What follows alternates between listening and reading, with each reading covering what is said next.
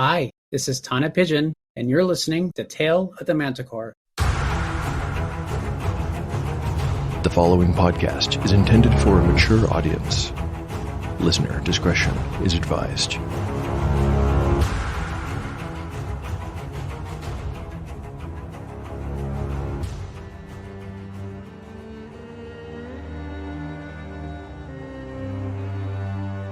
Welcome back to Tale of the Manticore, Season 2.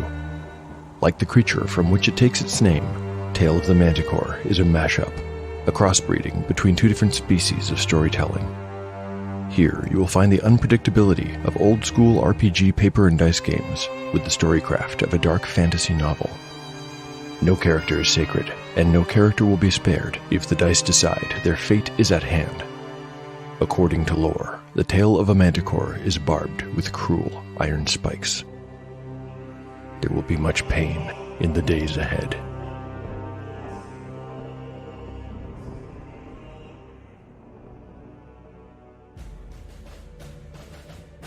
Last time on Tale of the Manticore.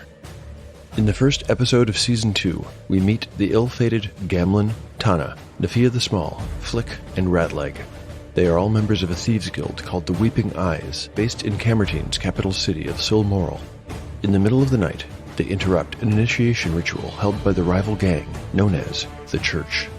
Their intention is to deliver a clear message to anyone else who might want to sign up to join the enemy's ranks. Unfortunately for them, they have been betrayed and their attack is expected. The hunters find that they have become the prey when they walk right into the Church's trap. After a violent skirmish, this particular group of Weeping Eyes are reduced from 5 members to 1. Ratleg, with all of his friends lying in pools of blood around him, is spared, but whether he would be better off dead is not yet known.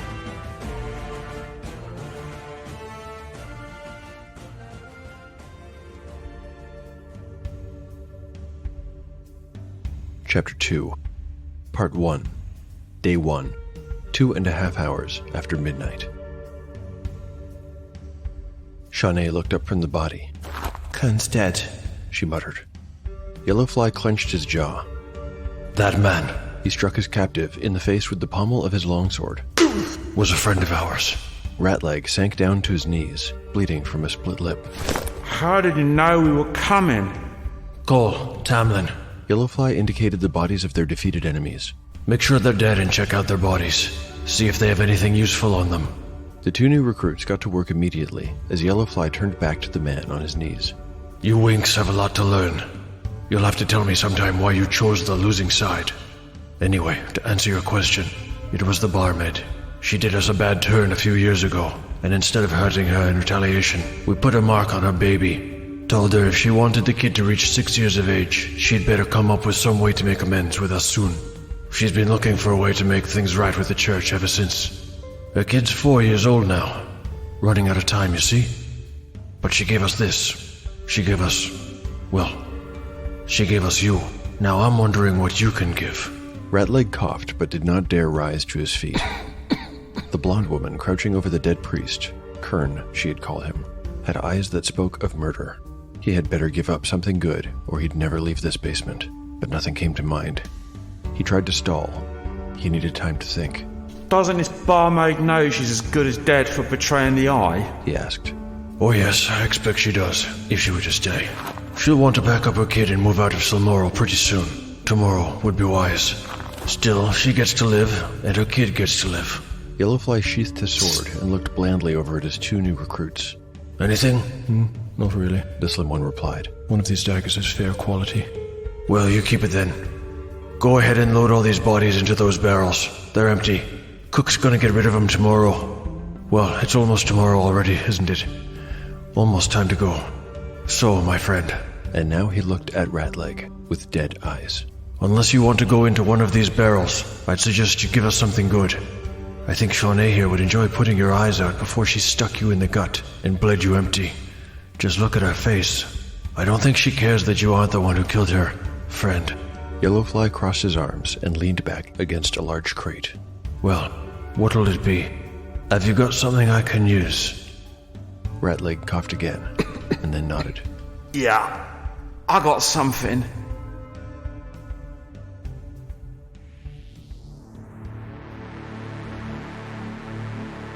Okay, wow.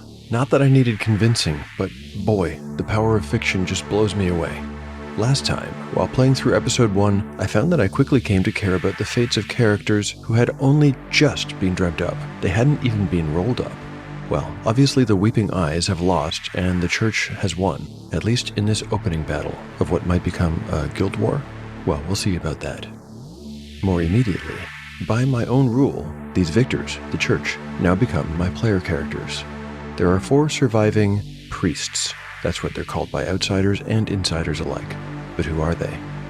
The woman with a scar on her chin is called Shawnee. She took a cut on the elbow, but her concern at present is for the big man who lies motionless at the foot of the stairs. That was Kern. He and Shawnee had been enjoying a friendship with, well, we'll just say flexible boundaries. The 2 new recruits are Tamlin and Cole, and the man who seems to have arranged this ambush is known as Yellowfly. He's the eldest of them, though none of them are past their late 20s. Anyway, it's time to roll some dice, put pencil to paper, and see what kind of people they really are. Using BX rules, rolling up these 3 will only take a few minutes, and that's for all of them. My house rule is to roll 3d6 straight down the line and re-roll anything under a 6, at least for PCs. There will be chances for stat increases if characters survive to higher levels, but more on that when we get there. Let's roll up the first PC right now, getting 3d6. Okay, ready to go. Strength. 11. Intelligence. Whoa, a 15. Very good. Wisdom. Hot dice. A 13. Another good roll. Dexterity. A 10. Constitution. 9. Charisma. I've got a 9. Well, my instincts tell me that this is Yellowfly. He's not high-ranking by any means, just a lesser captain. But he has the nicest bed in their apartments because he's the leader. And he's the leader because he's smart. Yellowfly is a trained fighter. That's a little retcon of the fight scene, I know, but it really changes nothing, so I'm going with it.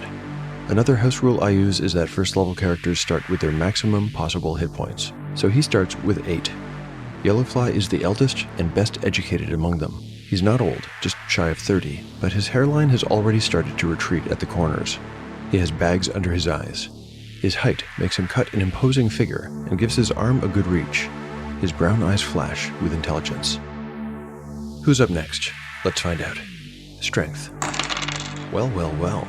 I've got a 16 for strength. That is really something. These dice are on fire today. Intelligence. 7. Wisdom. 11. Dexterity.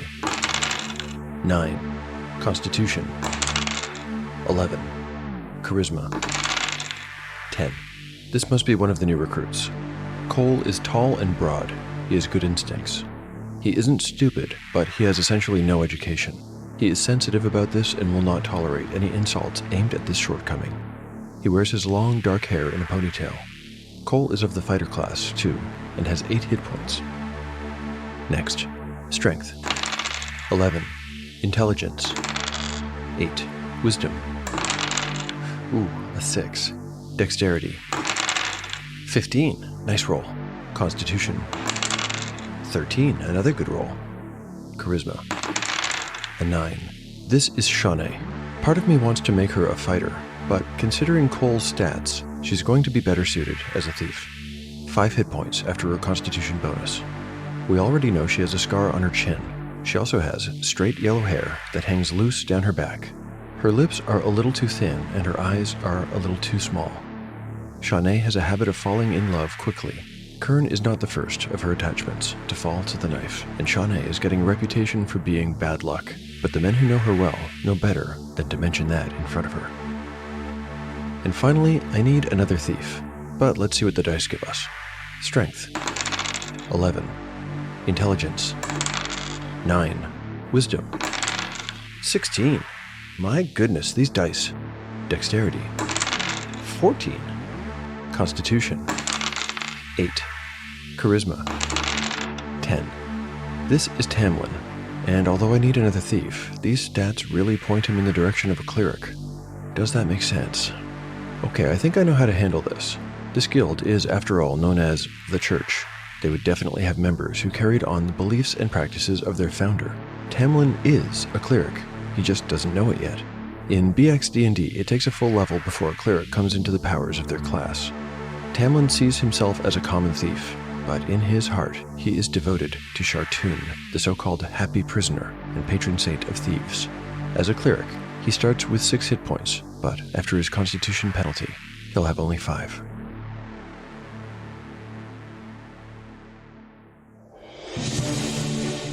Hello there, I'm Calvin Piper, host and DM of the Wild Magic School Bus, the most unprofessional D&D podcast you'll ever hear. Excuse me, how can you call us unprofessional? 1 second, Ohiana, I'm recording a trailer. Join me and my friends each Monday as we travel through the fantasy world of Talrun Mall, a land divided between magic and man. Hold on, we just gonna exclude lizards from that? And robotic sidekicks that were once lizards? Oddly specific, but sure, we can include them. So come along for the ride on Apple, Spotify, or wherever you get your shows, and listen to D&D the way it was meant to be endured. All right, everyone on the bus. All right. Let's gotta have a window seat or he's gonna get sick. Hey, Zeph, what's a podcast? Tabini, a podcast is when a group of people love each other very, very much and they want to...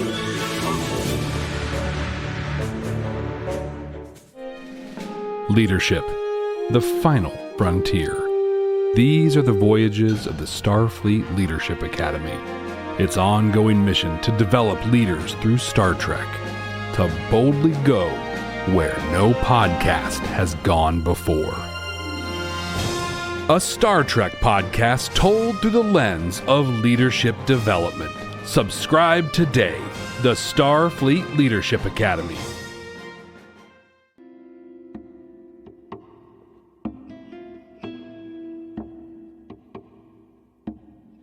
Chapter 2, Part 2, Day 1, Around Dawn.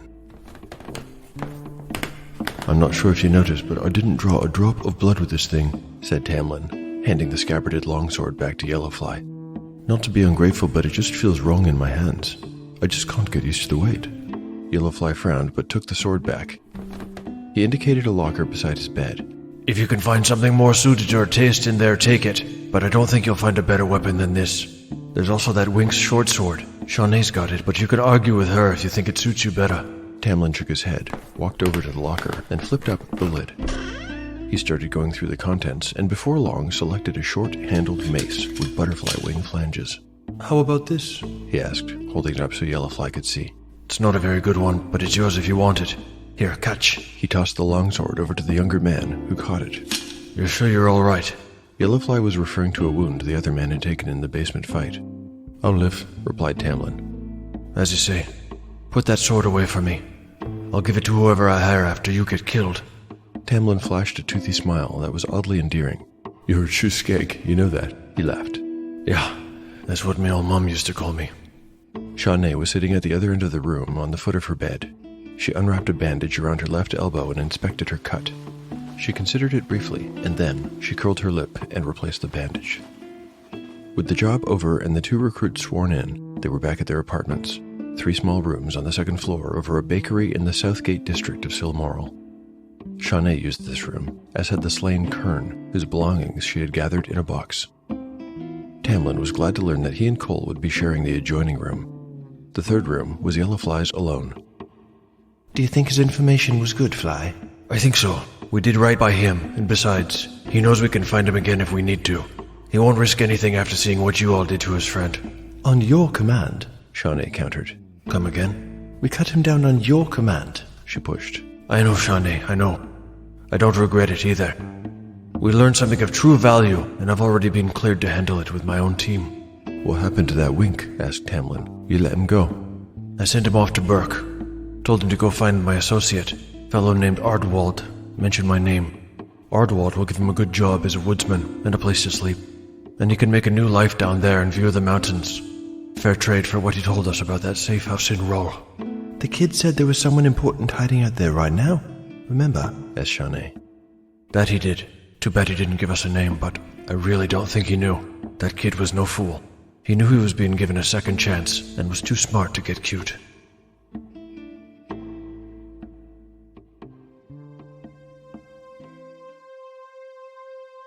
Between the Lines. Tale of the Manticore uses 5 different sections. They are the main narrative, DM commentary, and combat, all three of which you've heard by now, and 2 others. The Between the Lines section is mainly to discuss lore and homebrew related topics. I've been using, and will continue to use, a homebrew world called Marith. It's comparable to Middle-earth or Westeros or other medieval England adjacent mid-fantasy settings. Technology-wise, it's post-Dark Ages and pre-gunpowder. In Season 1, I made up the entire map of Marith as I went. It was a kind of quantum map, where nothing existed until a character mentioned a place or traveled to a blank spot on it. For the most part, this approach went well, but I often found myself wishing I had prepared something, a very brief history of the dominant culture, in advance. Developing it entirely procedurally, I often found myself worried about getting painted into a corner or making continuity errors. So for Season 2, I decided to make a little history generator tool. I called it Pendulum because it used a mechanic that swung between law and chaos as its engine. I've used Pendulum to prepare a basic history of Silmoral. If anyone's interested, I'll publish this tool on DriveThruRPG soon, and I'm sure I'll be talking about it more in the future. For now, I just want to share the minimum information you'll need to know to situate yourself and understand this world. The story begins in the capital city of Silmoral, located in the kingdom of Camertine. Silmoral is a big city of about 40,000 residents, with another 10,000 living in nearby satellite villages. It has a history that goes back about 600 years. Silmoral is located by the southern shore of a large lake, which is yet unnamed. The city has a cliffside castle and several concentric rings of stone walls. Although the Thieves' Guilds likely have people everywhere, this story begins in the outermost ring in the poor neighborhood of Southgate.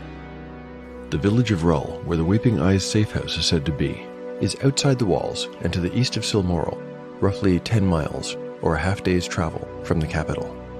I'll post a basic map on taleofthemanticore.blogspot.com for those who would like a visual aid. Now, if you're counting, you'll know that there is one more kind of segment in Tale of the Manticore. It's called Dramatis Personae. Dramatis Personae has a couple of uses. When I describe or narrate character backstory, I'll use this section. Occasionally, I'll also use it to give flashback information, sometimes for the main characters, but sometimes for NPCs too. Well, instead of talking about it, how about I give an example?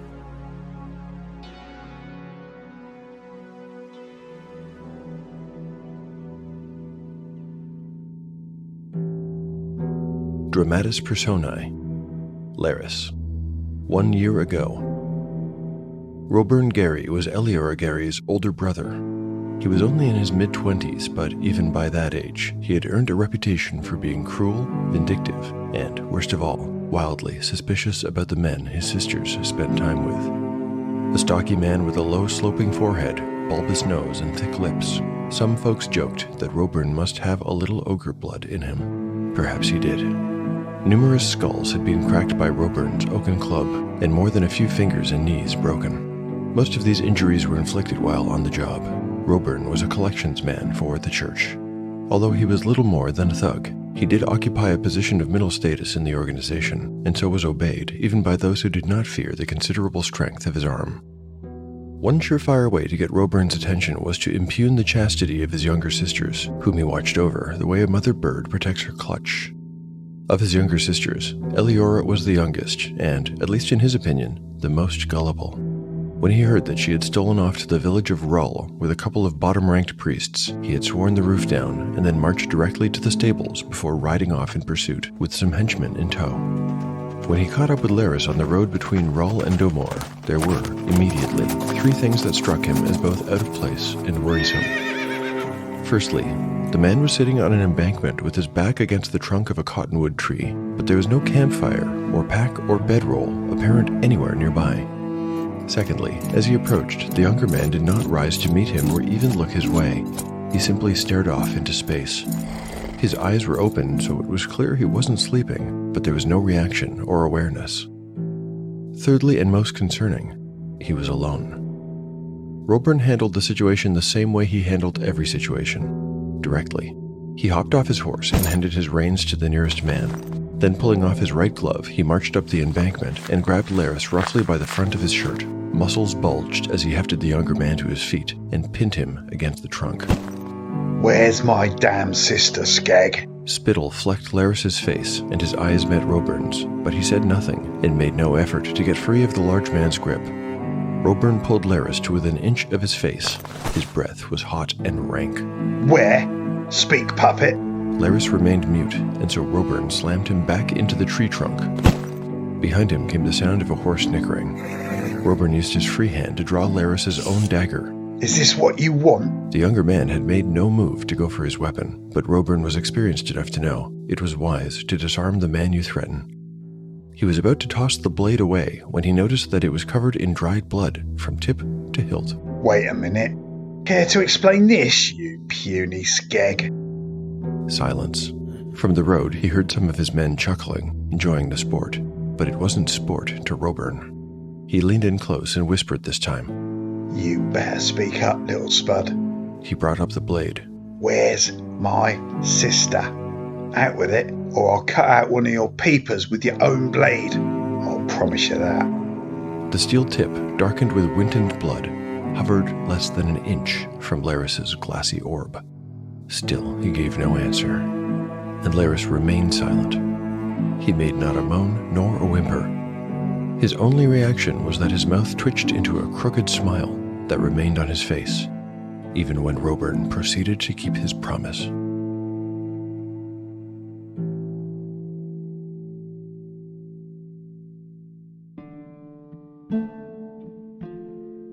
Chapter 2, Part 3, Day 1, Night. The weathered and hand-painted sign that marked the outskirts of the hamlet of Rull read, "Evildoers welcome." Those two words were written in large letters. Below, in smaller print, had been added, "This is what happens to killers and stealers in our town." Alone, the sign would not have been particularly impressive, but it had been fitted with twine so that it swung from a gibbet, which in turn hung and slowly rotated under the crosspiece of a timber post. This gibbet was not of the slender birdcage variety, but a contrivance of rusted iron bands. They were linked, each to the other, with short chains, so that they matched the contours of the occupant, a brown skeleton that grinned down over the thieves as they passed. Tamlin and Cole joked to one another to cover their insecurities. Yellowfly did not participate in the foolishness, nor did Shawnee, who glanced up at the grim warning only briefly before returning her attention back to the road. Well, road might have been an overgenerous word. The way between Rull and Domore was not much more than a dirt path, cleared of brush but rutted and scored by the passage of wagon wheels over the years. Yellowfly had arranged for them to enter Rull at night, and so the sun had already set by the time they arrived. He led them off the path well before they reached the lights of town, and steered them towards a farmhouse to the south. Before they reached it, he paused with his quartet in the shadows of a copse of trees, where they all crouched down to receive their instructions. As they squatted, the leather of their armor creaked. This time, they were outfitted for a proper fight. Shawnee and Tamlin both wore leathers. Shawnee had a short bow with a quiver of a dozen arrows, fletched with goose feathers. She was an exceptionally good shot, and her job would be to guard the rear of the farmhouse against possible escape. Tamlin would remain outside the house as well, in case anyone tried to exit by the front door. He would also light a lantern and make sure his companions could see. Inside the building, it would be close quarters, so Cole had selected a short-handled axe for this job, while Yellowfly had borrowed Ratleg's short sword, which Shawnee had claimed earlier. It was a very well-balanced weapon, and Yellowfly regretted that he had not taken it for himself. Because these two expected to be in the thick of it, both Yellowfly and Cole wore chainmail shirts under their tunics. Having distributed various duties and given a few other contingency instructions, Yellowfly approached the farmhouse with his band following right behind him. There was a darkened barn 100 yards further off, but that did not concern him. Their quarry was in the house itself, either on the second floor or in the cellar, was Yellowfly's guess. They could expect resistance inside. According to Ratleg, the safe house's owner was ex-City Watch, and Shultan knew those men could fight. Of course, their prey would not want to be caught, and could also be expected to put up a fight. With luck, and if Ratleg's information was reliable, it would be 4 on 2. They advanced cautiously by the thin light of the moon, which hung like a sickle in the clear autumn sky. Closer they crept, and closer. No sounds came from within the farmhouse. With luck, they could enter unnoticed and take the inhabitants completely unprepared. But luck was not on their side. The house, slightly elevated from the ground, had a wooden staircase leading up to the front door. Yellowfly scowled at it, knowing old timber was almost always noisy, but he motioned for Shawnee to sneak around the back anyway, and then put a foot on the first step to the side, over the place he guessed it was most fully supported.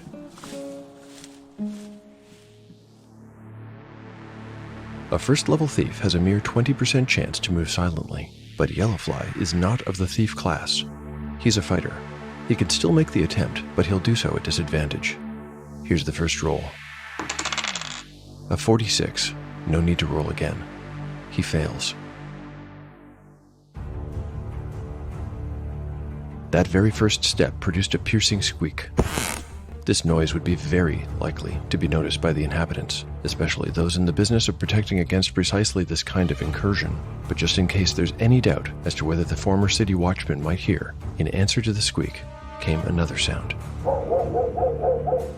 This bad luck was, more or less, covered by Yellowfly's contingency instructions, and so, when he stepped aside and pointed at the door with his chin, Cole charged up the steps and smashed his mailed shoulder into the front door. Thanks for listening to Tale of the Manticore. If you like what you've heard and want to support the show, there are now 4 ways that you can help out. You can recommend the show online or to friends. You can like and retweet episode announcements on Twitter. You can pick up my little ultralight game called One Shot in the Dark on DriveThruRPG for $1.50.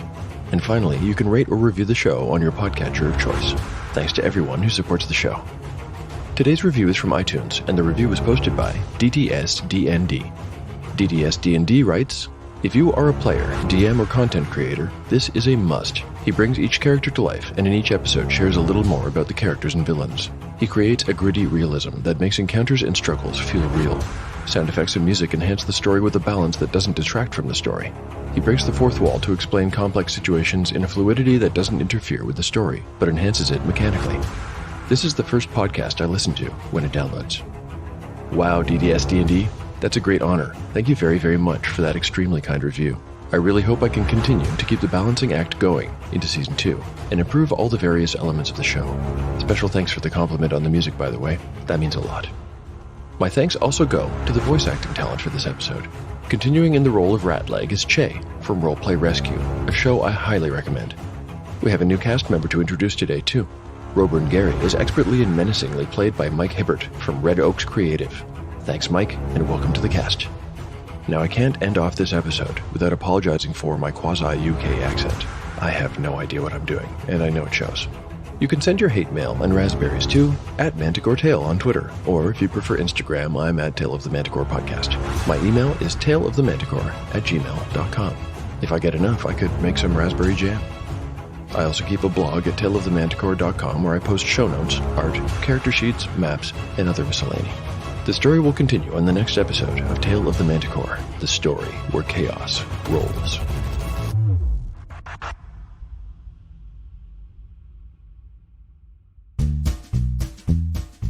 We're going to give it another go. It's a bit more zing. A bit of zing. Zing. Yeah. Ready? Hello. With a hello. No. Hello. Wait till I get through the whole thing. Ready? Wait till hello with a billowing hilltop. Hello. Oh dear, waiting to get through the whole thing. No, I mean... I thought that was the whole thing. The whole thing is hello with a billowing hilltop. Okay, that's the whole thing. Yeah? Okay. That was right. That pretty much sums up the show, but if you want to find out any more, you can visit us at www.billowinghilltop. Is it com? Does anybody know? .org. Is it? It's .com. What do we do? What do we play? There's monsters. Does anybody remember? Walking around. I don't know. Yeah. We will be delighted if you to join us around our table as we play Dungeons. Is it 5th edition? Hello? Yeah, we think so. Yeah. Yes. We play Dungeons and Dragons. Sorry, that was me. What was that noise in the background? There will be noises in the background as we play Dungeons and Dragons 5th edition through the classic Paizo adventure path, The Age of Worms. You can expect this. No! Quite a bit of this. I'm completely lost. This. This. I've got a bugbear in my underpants. And one of these. Oh dear. We're on Apple Podcasts, and we're on Spotify, and we're on TuneIn, and you can find us on Twitter, and you can find us on Facebook. And we hope you join us. Thanks very much.